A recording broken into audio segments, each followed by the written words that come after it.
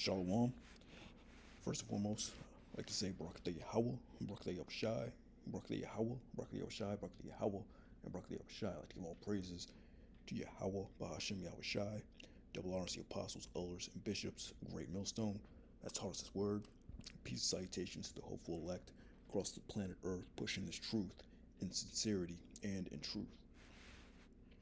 But I just want to talk about how, real freedom is going to come with Yahawashai and the deliverance that he's going to bring and the kingdom that he's going to establish on the planet Earth. That's going to be the true freedom day of our people, of the elect, mainly Israel, mainly the elect, and also the tribes, the following tribes of the nation of Israel, the Negroes, Latinos, Native Americans. We just went through this Juneteenth holiday.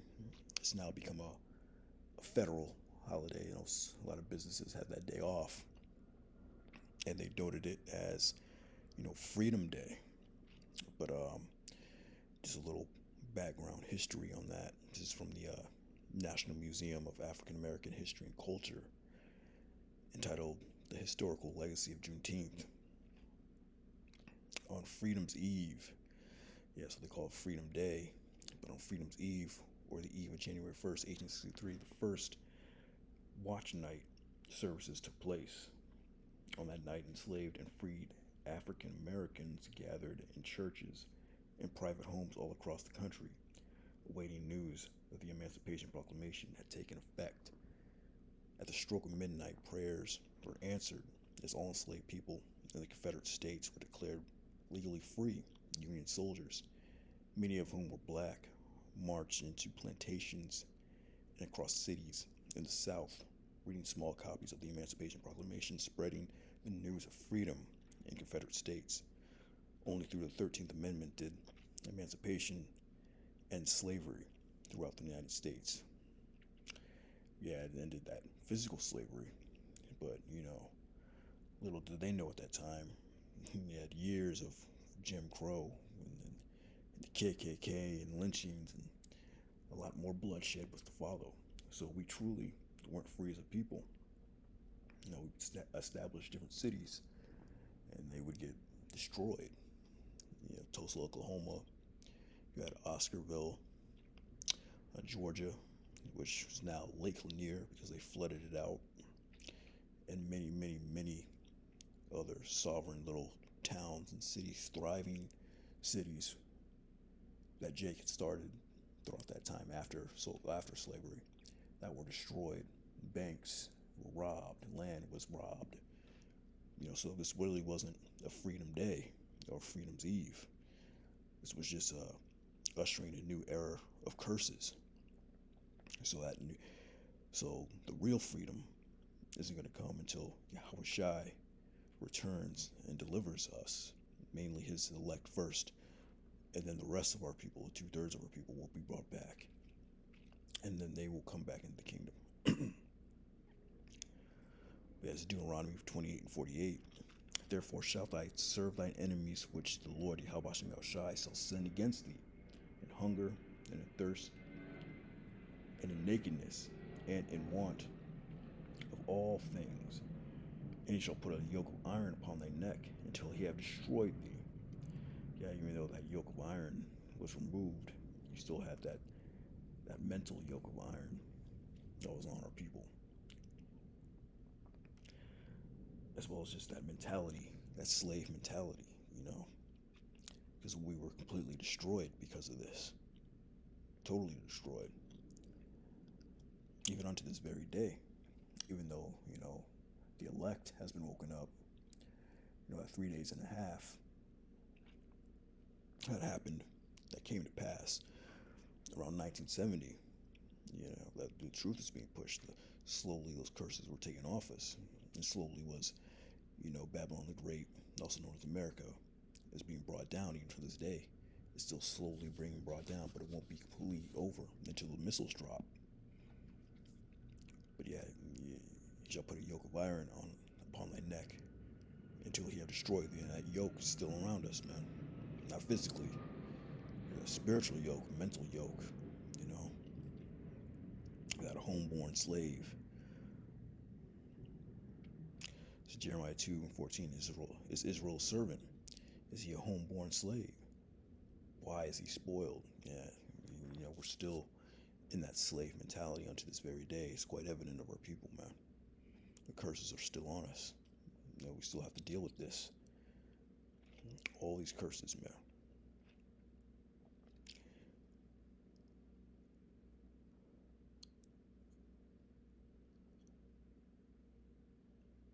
Yeah, like right there, you jump down to verse 54.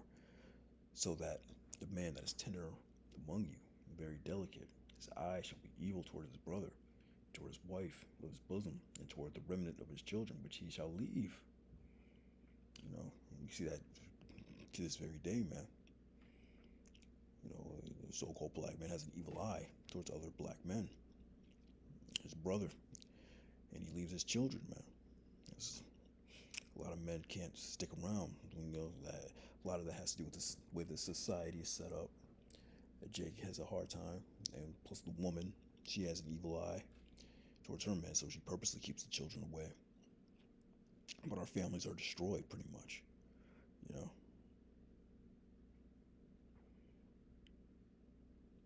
Jump down 56. And tender and delicate woman among you, which would not venture to set the sole of her foot upon the ground for delicateness and tenderness, her eye shall be evil toward the husband of her bosom, toward her son, toward her daughter. So that curse is very much alive to this very day, man. Just the hatred that we have from one another. It's all a product of the slavery plus some curses, man. So this is Hosea 4:6. My people are destroyed for lack of knowledge. Because thou hast rejected knowledge, I will also reject thee. That thou shalt be no priest to me, seeing thou hast forgotten the law of thy power. I will also forget thy children. We're seeing that right now to this very day, man. People are destroyed. Just like we read in Deuteronomy, until they have destroyed, we are destroyed, man. Mainly because of the lack of knowledge, not knowing who we are. We lost that knowledge. But after that 3 days and a half, we slowly began to get that knowledge back. But yet people are still rejecting it. Every day, every week, you go out the streets. Our people are just constantly rejecting the knowledge, not stopping and listening, not caring, not taking the time to understand. Even though they have a zeal for this book, this Bible, they still, but it's not according to knowledge. They still refuse to understand the truth of the Bible. They don't want to get it, ultimately because they're being blocked. You listen to all these podcasts online. Everybody wants to quote the Bible. Everybody's got some verse that they want to quote, something that they never read before. The favorite one is, you'd rather dwell with a lion than a contentious woman. And Jake always loves bringing that one out. But when it comes down to the true understanding, they don't want to deal with the scriptures, man. Mainly because the Most High has them blocked. There's a spiritual block on our people, and they're not going to understand. Their eyes aren't going to be opened. Their ears aren't going to be open to hear this truth until when the cities have been destroyed and wasted, as the scriptures say. So the Most High is going to allow them to get this truth until the very last moment, to the end. Then they will understand. But by then, it'll be too late. They'll be destroyed. They'll have to come back into the kingdom. And then they'll be free. They'll be brought up the right way. They'll have the second covenant on them. They'll understand who they are. They'll understand who their power is. They'll understand their history, and they'll be good. You won't have to set up camp in the kingdom of heaven. In YAHAWASHI's kingdom, man. When Israel is brought back to the proper place. When YAHAWASHI comes back and delivers his elect, and a new Jerusalem coming down, you're not going to have to set up camp to teach your brother to know the Lord. They're already going to know YAHAWASHI, man. And that's when we'll be free. That scripture is Baruch 2:30. For I knew they would not hear me, because it is a stiff-necked people. But in the land of their captivities, they shall remember themselves. And this prophecy has been coming to pass, man. Ever since the 70s, man. After that 3 days and a half, in the land of their captivities, they're going to remember themselves because they heard the word. They've woken up to the truth, man. and they're beginning to remember themselves, remember the Lord, the power, YAHAWASHI, remembering who they are. And we're seeing that now. It's a beautiful thing, man. So we're in the beginning stages of our true freedom. We're in the very beginning stages. And shall know that I am the Lord, their power, and I'll give them an heart and ears to hear. And they shall praise me in the land of their captivity and think upon my name. So that name is an important thing. That's a very important component in this truth. You have to know the name of your Savior, man. His name is YAHAWASHI. The Father's name is Yahweh.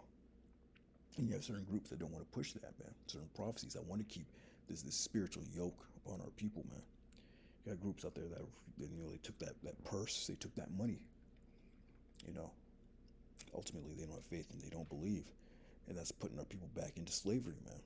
When you don't teach the name, the name is very important. And they're putting that spiritual yoke back onto our people, man. But it says, in the land of their captivities, they shall remember themselves. And we're remembering ourselves now, man.